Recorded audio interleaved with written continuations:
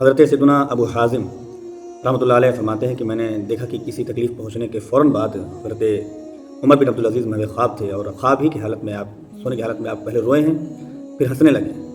جب آپ بیدار ہوئے تو میں نے کہا حضور آپ ایسا کیوں کر رہے تھے؟ کیا تم نے دیکھ لیا ہے کیا؟ کہا ہاں ہم نے بھی دیکھ لیا اور اگل بغل والوں نے بھی دیکھ لیا ہے کہ آپ سونے کی حالت میں روئے ہیں پھر ہنسے ہیں۔ کہا میں دیکھ رہا تھا قیامت قائم ہو چکی ہے اور تقریباً 120 صفحے جو ہیں 120 صفحیں لگی ہیں، جس میں سے 80 صفحیں صرف حضور صلی اللہ علیہ وسلم کی امت کی ہیں۔ اور پھر منادی نے ندا دی کہ ابوبکر صدیق کہاں ہیں؟ تو حضرت ابوبکر صدیق حاضر ہوئے اور ان سے آسان حساب لیا گیا۔ پھر ان کو اللہ تعالیٰ نے آسان حساب لینے کے بعد بخش دیا۔ پھر فرشتے نے ندا دی کہ عمر رضی اللہ تعالیٰ عنہ کو لایا گیا۔ حضرت عمر حاضر ہوئے، ان سے بھی معمولی سا حساب کتاب ہوا اور انہیں بھی پھر بخش دیا گیا۔ اس کے بعد حضرت عثمان غنی رضی اللہ تعالیٰ عنہ کو طلب کیا گیا، ان سے بھی معمولی حساب ہوا، پھر ان کو بھی جنت میں جانے کا حکم دے دیا گیا۔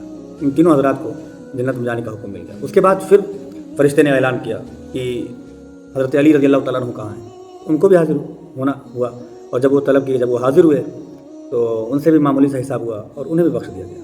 اس کے بعد سیدنا عمر بن عبدالعزیز رضی اللہ تعالیٰ عنہ نے فرمایا کہ جب پکارا گیا کہ عمر بن عبدالعزیز کہاں ہے تو میں رو پڑا، مجھے خوف ہوا، میں رو پڑا۔ اس کے بعد ہی پکارا گیا کہ عمر بن عبدالعزیز کہاں ہے تو مجھے پسینہ آ گیا اور مجھے پکڑ کر بارگاہ الہی میں کھڑا کر دیا گیا، اور میرے تمام تر معاملات کے متعلق پوچھ گچھ فرمائی، میرے فیصلوں کے متعلق پوچھ گچھ فرمائی، اور اس کے بعد مجھے بھی بخش دیا گیا۔ اور فرشتے پھر مجھے جنت میں لے جانے لگے تو راستے میں نے دیکھا ایک نیم مردہ شخص پڑا ہوا ہے، ایک نیم مردہ شخص پڑا ہوا ہے۔ میں نے فرشتوں سے پوچھا یہ کون ہے؟ تو فرشتوں نے کہا کہ آپ خود اس سے پوچھ لیجیے کون ہے۔ تو آپ نے اسے پیر سے ٹھوکر ماری تو اس نے آنکھ کھولی۔ آپ نے اس سے پوچھا تم کون ہو؟ تو اس نے کہا کہ آپ کون ہیں؟ عمر بن عبدالعزیز رضی اللہ تعالیٰ عنہ نے کہا کہ میں عمر بن عبدالعزیز ہوں۔ کہا کہ اس نے پوچھا کہ آپ کے ساتھ اللہ تعالیٰ نے کیا معاملہ فرمایا؟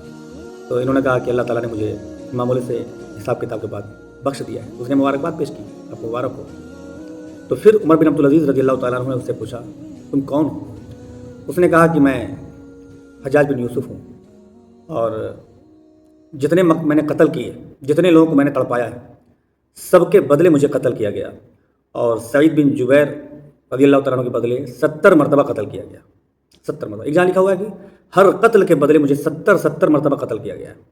اب میں اس امید میں پڑا ہوں کہ جس کو ہر کلمہ گو کو جس بات کا انتظار ہوتا ہے یہ تو یا تو جہنم میں جائے گا یا تو جنت میں جائے گا، اسی انتظار میں بھی پڑا ہوں کہ اللہ تعالیٰ مجھے جنت میں ڈالے یا جہنم میں ڈالے۔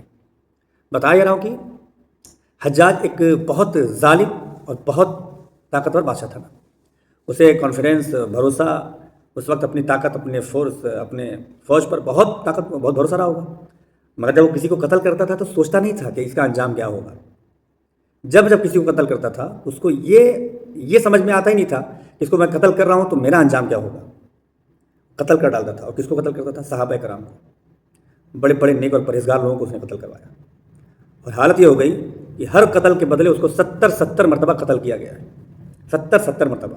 تو حجاج جیسے طاقتور لوگ اور چاہے فرعون جیسے طاقتور لوگ جیسا کام کریں گے ان کو انجام بھگتنا ہے، چاہے دنیا میں بھگت لیں چاہے مرنے کے بعد بھگتیں۔ دنیا مکافات عمل ہے، جیسا کرو گے ویسا پاؤ گے۔ آج دنیا ہے، آج آپ اپنے اخلاق کے ذریعے، کردار کے ذریعے جو چاہے کر لیجیے۔ تو ابو حازم کہتے ہیں جس نے حضرت عمر بن عبدالعزیز سے اس خواب کے متعلق پوچھا تھا، کہتے ہیں جب میں نے خواب سن لیا نا، میں نے اپنے آپ سے عہد کر لیا کہ آج کے بعد میں کسی کلمہ گو لا الہ الا اللہ محمد رسول اللہ پڑھنے والوں کو کبھی تکلیف نہیں دوں گا۔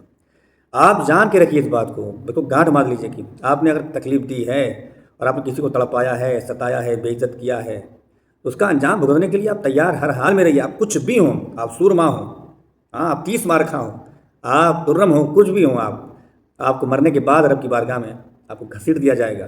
مرنے کے بعد رب کی بارگاہ میں آپ کو الٹ پلٹ کر دیا جائے گا، آپ کی کوئی اوقات نہیں رہ جائے گی۔ اگر آپ نے کسی دنیا میں کسی کی اوقات دیکھی ہوگی تو اللہ تعالیٰ ہم پر اپنا خاص فضل فرمائے۔